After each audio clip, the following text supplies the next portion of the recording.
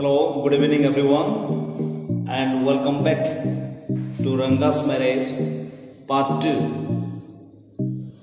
So, in Part 1, in our last paragraph that we saw that the narrator was telling about his village where he was dwelling, and in that same village Ranga was dwelling, and Ranga, when he came from Bangalore, so the people of his village, all of them came out and gathered around Ranga's house to see whether he has changed, whether his perceptions about marriage has changed or not, that is to say, but they found no changes at all they are here anymore. Okay, got it? Now we'll see next paragraph. That is what I am going to tell you is something that happened 10 years ago. We did not have many people who knew English. Then, our village accountant was the first one who had enough courage to send his sons to Bangalore to study. It is different now. There are many who know English. During the holidays, you come across them on Upper Street talking in English. Those days, we did not speak in English, nor did we bring in English words while talking in Kannada. What was happened is disgraceful, believe me. The other day, I was in Ramarao's house when they bought a bundle of firewood. Ramarao's sons came out to pay for it. He asked the woman, "How much should I give you?" "4 pies," she said. The boy told her he did not have any change and asked her to come the next morning. The poor woman did not understand the English word change and went away muttering to herself. I too did not know. Later, when I went to Ranga's house and asked him, I understood what it meant. So this is what the paragraph, and we'll see what does this paragraph say. That means what is the explanations of this paragraph. We'll see it here. So the narrator is telling them here, the narrator that brings about a comparison. What comparisons we'll see it here? Comparisons as to how things were different 10 years ago, when not many people knew or spoke English. That means before 10 years, that is in the village, Posali, not many people knew English, they were not speaking English. But just after the 10 years, the scene has been changed completely. Okay? So see, neither did the people send their children to big cities like Bangalore to study. Back then, only the village accountant, that means at the time, in those days, only the village accountant who dared to send his sons to Bangalore to pursue his higher studies, that we see it here. So only the village accountants had the courage to send his sons to Bangalore. According to the author, what the author says, those times were simpler. He justifies his claim by telling an incident where he was at Ramarao's house and they had just bought a bundle of the firewood from an old lady. Rama told her to come next morning as he did not have any chance at that moment. That we see it here. The poor old lady did not know what chance means. What chance meant, he knew not it. And she went away whispering to herself. Neither did the narrator know its meaning. Even the narrator also did not know the meaning of the word chance. It was only when he went to Ranga's house that he told him. That means he had also the curiosity to know the word. What does it mean? And when he went to Ranga's house, from there he only knew the meaning of the word change. That means, what is the meaning of that word change? He knew it from there only.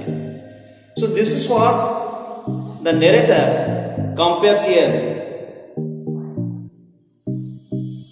This next paragraph will see, this priceless commodity, the English language, was not so widespread in our village a decade ago. That was why Ranga's homecoming was a great event. People rushed to his doorsteps announcing, the accountant's son has come. The boy who had gone to Bangalore for his studies is here, it seems. And come, Ranga is here. Let's go and have a look. So, however, 10 years ago, that means a decade means 10 years. 10 years ago, English was not commonly spoken in this village. That means the village, Kosali, where the narrators and Ranga both were dwelling in the same village, and English was not so popular there at the time, and it was very, we can tell it also the real subject for the people there here, remember this. Okay, that means English was not commonly spoken in this village, and when the villagers came to know that Ranga, the accountant's son, was coming home from Bangalore, everyone got excited and rushed to his homes to have a glance at him. That means the people in that village, all the people, they came, they ran to Ranga's house to see him because he had from a big city. Whether he has changed, his perceptions about marriage, all these things to see, to know, all the people they came there. But at the time, English was not prevalent and there was not popular subject.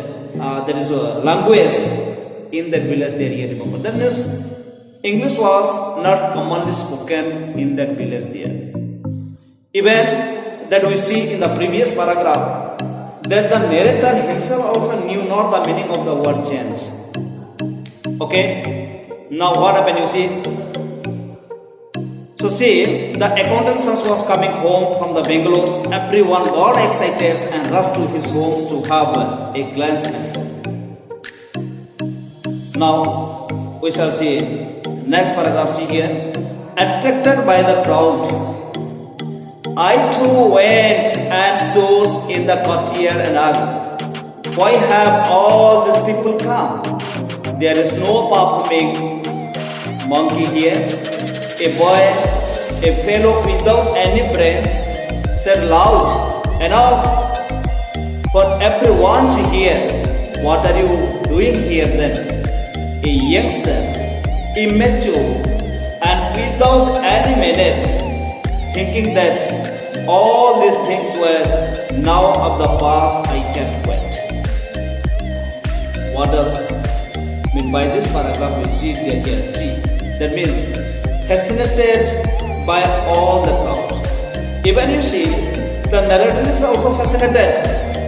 All the people in the village, they were fascinated and ran out of their house to Ranga's house to see him. So with all other people in the village, the narrator also himself fascinated here. Fascinated by all the crowd, the narrator too went there and asked the people as to why they were gathered. Why they were gathered? Because he could not see anything entertaining happening there like a monkey performing.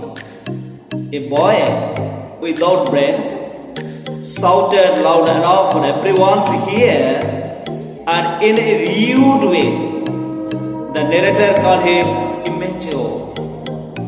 Seeing so many people there, Ranga came out with a smile.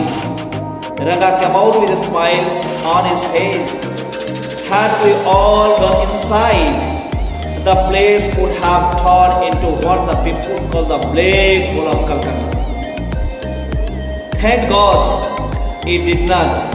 Everyone was an old lady. Everyone was surprised to see that Ranga was the same as he had 6 months ago. When he had first left our village, an old lady who was near him ran her hand over his chest, looked into his eyes and said, "The Janewara is still there. The Janewara is still there. He hasn't lost his caste." She went away soon after that. Ranga left. So here in this paragraph we'll see that one word is there, that is word Janewara. Janewara. Janewara. In Kannada, that means the sacred thread owned by Brahmin. Sacred thread. That is what we call the Jano. Okay? The sacred thread owned by Brahmins. That is what we call in Kannada language. Understood, that is Janewara. So that means what happened, you see, all the people were waiting outside Ranga's house because the place would look like the black hole of Calcutta. All the people were waiting outside Ranga's house because the place would look like the black hole of Calcutta if they all went inside. By saying this, the narrator means that there were so many people. There were so many people that the house would have fallen short to accommodate them all. Thus, Ranga came outside with a smile on his face because his neighbors were there. The neighbors came to him to see him, to watch him, to observe him whether he has changed or not. Everyone was so amazed to see that Ranga had not changed a bit after he left the 6 months ago. And old lady even went to extent of running her hands through his chest to check. That means there is a Ranga's chest, to check for a sacred thread whether it is there or not. There is the Jano. So however, she went away after confirming that he had not forgotten about his caste. Okay, did you get it? Now then what happened? We shall process to our next paragraph. Once they realized that Ranga still had the same hands, legs, eyes and nose, the crowd melted away. Like a lump of sugars in a child's mouth, I continue to stand here. Also,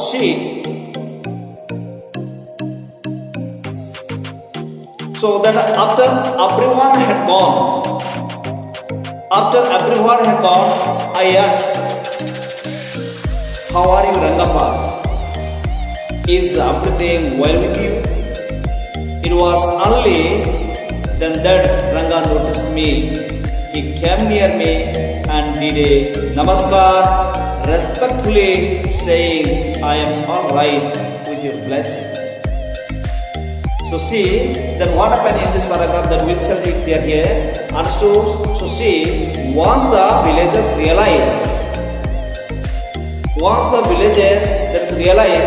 that Ranga did not change even after moving to the city, they disappears as fast as the lump of the sugar does in a child's mouth.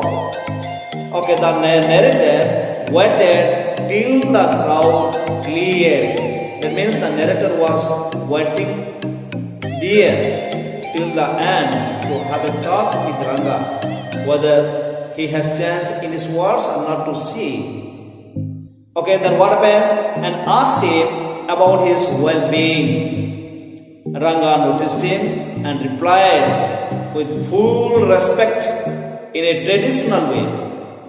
Ranga had not noticed the narrator in the crowd before that moment. Okay, now next paragraph we'll see it here. I must draw your attention to these aspects of Ranga's character. He knew when it would be to his advantage to talk to someone and rightly assess people's worth. As for his namaskar, namaskar to me. He did not do it like any present day boy. With his hat off towards the sun, standing stiff like a pole, without joints, jerking his body as if it was either a wand or a walking stick. Nor did he merely fold his hands, he bent low to touch my feet. Not only did he merely fold his hands, okay, he bent low to touch my feet. May you get married soon, I said, blessing him. May you get married soon, I said, blessing him. After exchanging a few pleasantries, I left. So, what does the narrator tells here? You see, Ranga was very well behaved and well aware as to who would benefit him. He was one of those who could analyze someone's worth rightfully. Heard how he greeted the narrator. He bent low, tossed his face, thereby seeking his blessing. It was not the present day namaskar where the children would do it casually. If you go on your way and the children will meet you, and so they will, good morning sir, or namaskar sir, they will do. But they will not throw their hands to toss your feet. But Ranga did not do that. Ranga did not do like the present day boy, but he bowed down his head, he low down and tossed the narrator's face and took blessings from him. It was a proper traditional one. The narrator blessed him that he might get married soon, and then left. So blessing him to get married soon, and he left the place. Then what happened we'll see in our next paragraph. That afternoon, when I was resting, Ranga came to my house with a couple of oranges in his hand. A generous, considerate fellow. It would be a fine thing to have him marry, settle down and be of service to society, I thought. For a while, we talked about this and that. Then I came to the point. Rangappa, when do you plan to get married? I am not going to get married now, he said. Why not? I need to find the right girl. I know an officer who got married only 6 months ago. He is about 30 and his wife is 25. I am told they will be able to talk lovingly to each other. Let's say I married a very young girl. She may take my words spoken in love as words spoken in anger. Recently, a troop in Bangalore says the play Shakuntala. There is no questions of Dushyant falling in love with Shakuntala. If she were young, like the present day brides, is there. What would have happened to Kalidas play? If one gets married, it should be to a girl who is mature. Otherwise, one should remain a bachelor. That is why I am not married now. This is what the word of Rangappa or Ranga to the narrator. So here we will see some words that is for the considerate. Considerate means that is for the thoughtful or concerned. Troupe means here a group of dancers. Troupe means a group of dancers, actors or other entertainers who tour to different venues. So what the paragraph means is That afternoon, what happened you see, Ranga visited. The author with a few oranges, which the narrator thought was quite thoughtful of him. Thinking of how nice Ranga is, the author thought it would be a good deed to have him married to a girl just nice as him. They chatted for a while, and then the narrator asked Ranga about his views on getting married. Ranga expresses that he does not intend to marry now because he intends on finding the right girl. He cites the example of an officer who gets married at the age of 30 to a woman as 25. Now, since these are both adults, they would understand each other's action and behavior. Whereas, suppose the narrator finds a girl who is very young, she could misunderstand his words or actions because she is not mature enough. He even mentions the love stories of Shakuntala and Dushyant from Mahabharata, and that he would not have fallen in love with Shakuntala if she were too young. In that case, Kalidas' myth also would have not existed. That is why he intends on staying a bachelor till he finds the right girl. So he also kept his opinions before the author that he did not intend to marry a young girl, but he was interested to marry a well-matured girl so that she could understand him well and she could understand his behavior and actions while they are here. So my dear children, you must have understood it well. So we'll keep it here. In our next class, we'll see Ranga's marriage